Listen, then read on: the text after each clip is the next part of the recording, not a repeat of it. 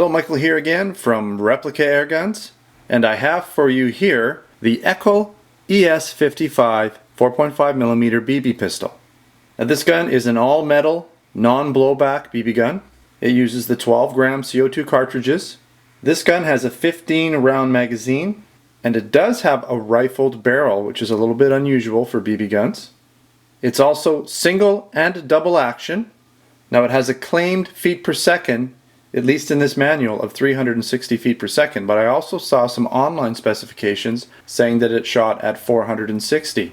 Now I will be showing you my soup can, poor man's chrono test, to show you the penetration that I got from shooting this at a couple different soup cans, and you'll be surprised at the results. Okay, so it also comes in this nice hard shell case, of course with the manual. Got your specifications and different things in here, how to load your CO2.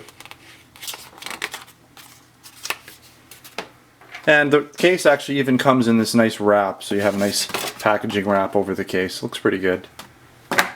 Alright, so let's take it out of the case and have a little closer look at this gun.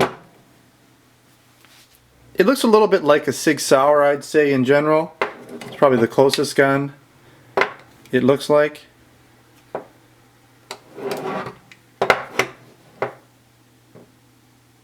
Nice looking gun.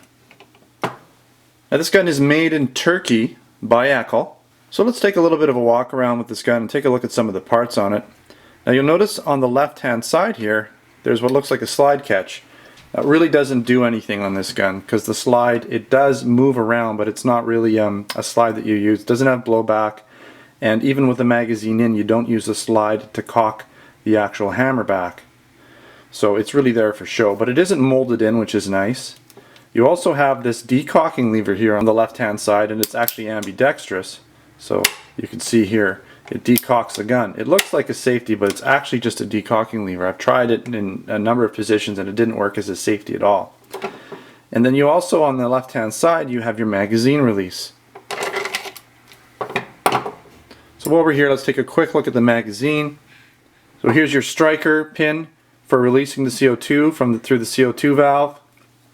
Your CO2 goes in the magazine. This is a live CO2, so I'm not going to take it in and out, but you use this bottom screw here to adjust it, to tighten it and adjust it.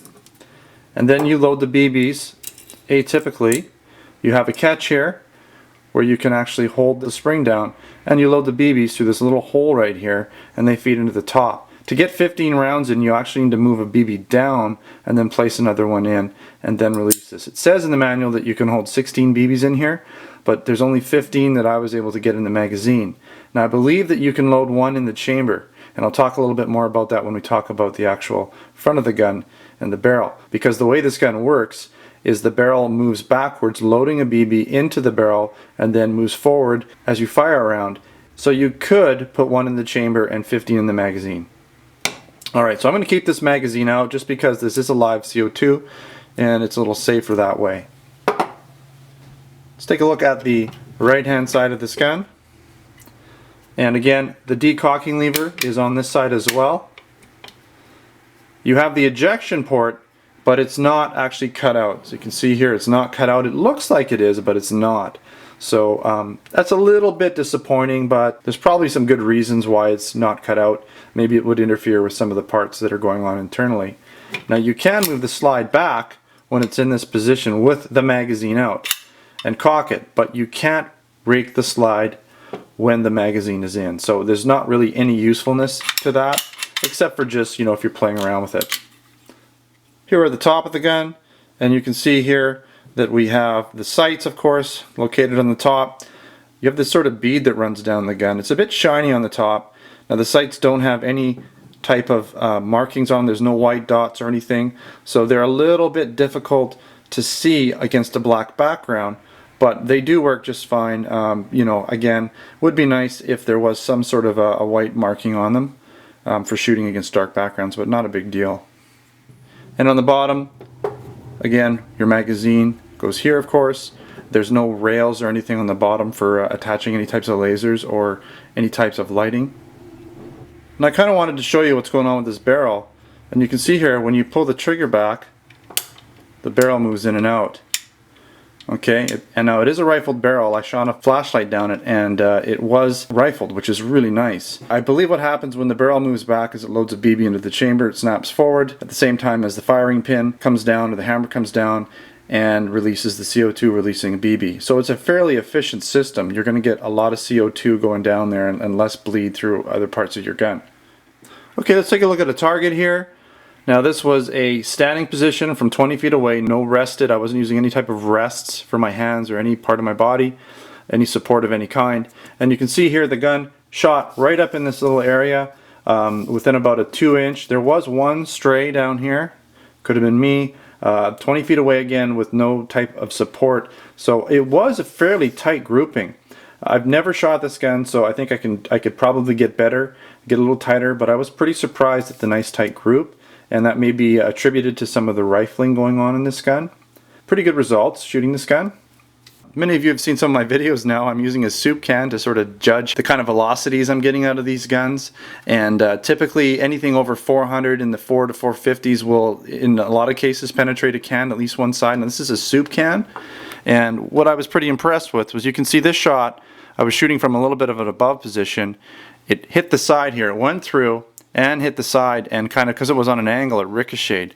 The second shot went through here and out the back. That is really impressive for a BB gun. I'm going to go out on a limb here and say that this gun is shooting very, very close to 500 feet per second. So that's really good. I thought it did so well that I brought a bigger can in, and this is really interesting. This was the first round that I shot through it with a fairly new CO2 cartridge. And I got a double BB, so I think I accidentally loaded one into the chamber, or 2 BBs into the chamber, and the first shot actually hit with 2 BBs there. And so then I went and tried it again, and it penetrated this large soup can, and this is a heavier material, went right through. I haven't been able to penetrate a can like this with any of my other BB guns, so that's pretty impressive. And it even put a little ding on the other side, and even cracked it. So, I mean, that's really impressive. Like I said, I would go out on a limb and say that this gun is approaching 500 feet per second, hopefully right on the nose, hopefully not over. Let's quickly cover some of the pros and cons of this gun. It's an all metal gun, very heavy construction. It weighs close to 2.5 pounds. It's a very solid feeling gun. It has pretty decent accuracy. With a rifled barrel you should get some good accuracy out of this gun. And it has amazing power for a BB gun. I really like the looks of this gun. I'm a bit of a SIG fan, so I like the squared off look in guns. So this is a nice looking gun for me. I like the looks. And in many ways it feels more like a real gun rather than an air pistol. Now it has the double and single action, which I'm not sure if I covered that too much. So you've got double and single action. So here's your single action, your double action. And lastly, this gun is really unique. There's not a lot of these guns, at least in North America. So having one of these is kind of neat. You don't see a lot of them around. A couple things I didn't like so much about this gun. A few parts don't really function the way you would expect them to, like the slide release here. And the slide itself, it does move back and forth, but not when you have the magazine loaded into the gun. There's also the matter of the ejection port not being cut out. I'm a bit picky about that kind of thing, but I'm going to let it slide on this gun because it has so many other great features going on. And again, the sights, it would have been nice if there was some white markings on the sights for when you're shooting against black backgrounds. So basically, don't shoot against black backgrounds. Alright, so that's about it for this gun. I do highly recommend this gun if you're looking for something really unique with good power and decent accuracy, a BB gun with a rifled barrel, then I definitely recommend the EKOL ES55. We do have this gun available at our Replica Airgun store, and by the way, I just overhauled the Replica Airgun store, so have a look. If you haven't seen it recently, then take a look. We have a new shopping cart system. It's way easier to use. It's way more user friendly. So hopefully you enjoy the experience if you're looking around the store. And hopefully you find something there you like. Maybe even this gun. Thanks again so much for watching another Replica Airguns video. And stay tuned for some more airgun and blank gun replica videos. Take care.